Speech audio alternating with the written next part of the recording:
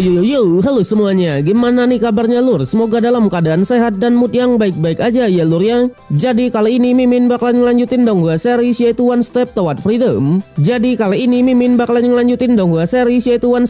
Freedom. Dan buat teman-teman yang mungkin baru gabung, Mimin saranin untuk nonton bagian sebelumnya dulu. Linknya ada di deskripsi. Sebelum kita lanjut, bolehlah ya untuk di subscribe tipis-tipis agar kalian tidak ketinggalan video-video berikutnya. Oke, nggak usah berlama-lama lagi, siapkan kopi, luruskan kaki, hormati gurumu, sayangi temanmu, cintai pacarmu, itulah tandanya kita masuk ke intro. Let's go.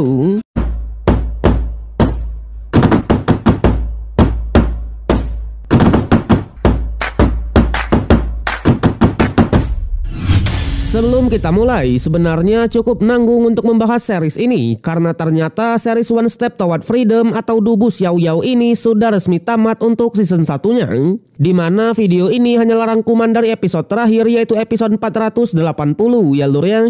Jadi mohon maaf jika sedikit singkat karena memang satu episodenya hanya berdurasi 7 menit saja.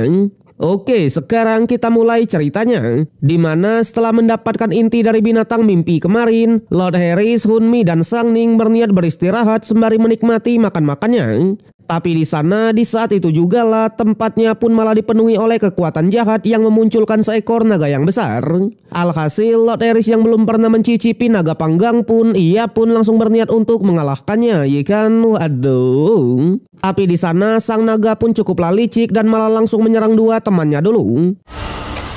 Untungnya Lord Harris pun langsung bergegas melindunginya dan beneran mengeksekusi kedua naga tersebut. Namun lagi-lagi ketika mau dijadikan sebuah santapan, naganya ternyata bisa menggunakan kekuatan jahat di sini untuk menyusun ulang tubuhnya lagi.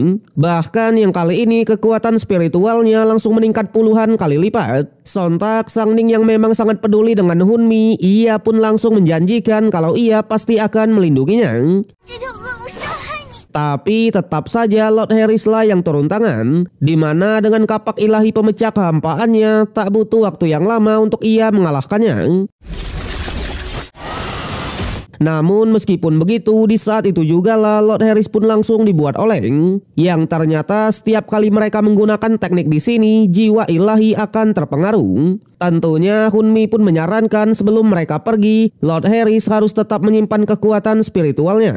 Berbeda dengan Sang Ning, di sana ia pun merasakan kalau luka yang ia dapatkan tadi seketika malah langsung pulih. Sampai naga tadi pun berubah menjadi sosok manusia yang ternyata itu adalah Gu Xiao atau kakak dari Ziun. Di sanalah ia pun mengatakan kalau orang yang sudah meninggoy tak akan bisa mendapatkan luka. Tak hanya itu, melihat Lord Harris yang sudah memegang kapak ilahi, ia pun langsung menyadari kalau Lord Harris ini adalah orang kepercayaan dari Pagu. Yang ternyata Gu Xiao ini sudah mengetahui kalau ia sudah mati, dimana untuk ia yang sekarang hanyalah sisa jiwanya saja. Jadi ingatan kehidupan masa lalu dari sisa jiwa memang bisa berevolusi menggunakan kekuatan jahat, dan oleh sebab itulah mereka bisa mengingat semuanya meskipun sudah mati. Sontak hal itu membuat Sang Ning pun sedikit tersinggung. Sampai Hunmi lah yang mengatakan kalau Sang Ning ini sebenarnya juga sudah mati dan ia yang sekarang juga hanyalah sisa jiwa. Jelas Sang Ning yang tidak percaya, ia pun benar-benar sangatlah marah sekaligus juga kecewa. Bahkan ia pun langsung meninggalkan mereka semua.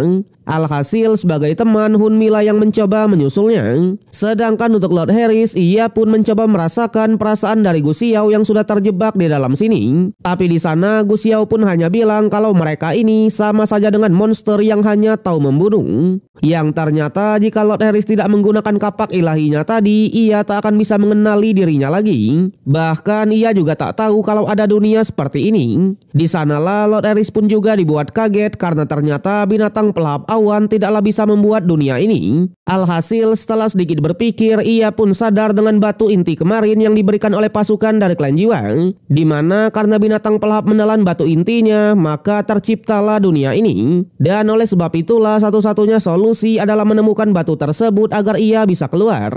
Sontak Gu Xiao yang mendengarnya, ia pun juga sangat mendukung karena memang meskipun ia harus menghilang, setidaknya orang-orang yang mati bisa tenang kembali. Yang pada akhirnya sebelum pergi, ia pun menanyakan soal adik dan temannya itu. Yang sudah jelas Lord Harris pun mengabarkan kalau keduanya masih baik-baik aja dan sudah tumbuh dewasa. Sedangkan Sang Ning tadi, ia pun benar-benar sangatlah marah dengan semua yang sudah terjadi. Bahkan ia sampai ngamuk sendiri. Untungnya Hunmi pun muncul dan mencoba menenangkannya. Bahkan ia pun bilang meskipun Sang Ning sudah mati, ia tetaplah jadi temannya. Tentunya jika ia bisa menemukan jalan keluar, ia pasti akan membawanya juga. Kemudian barulah ia pun berkumpul lagi dengan Lord Harris dan menikmati makan-makannya. Di sanalah Lord Harris pun bilang kalau ia sudah mengetahui soal jalan keluarnya. Dengan syarat mereka harus memicu bulan merahnya dan membangkitkan lagi energi di dalam binatang ini. Dengan begitu batu inti dari binatang pelahap mungkin akan muncul dan mensucikan tempat ini secara total. Sontak Hunmi pun bilang kalau ia memang bisa memicu bulan merahnya, tapi ia juga punya aturan sendiri.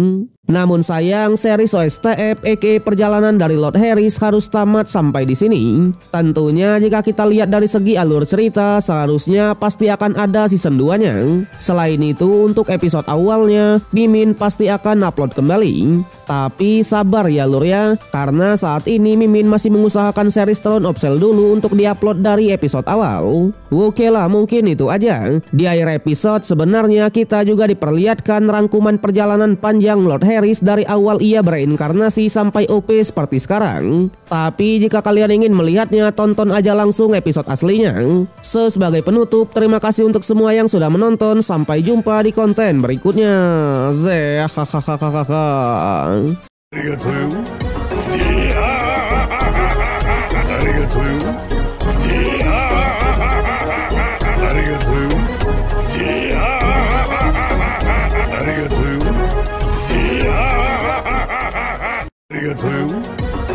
ya!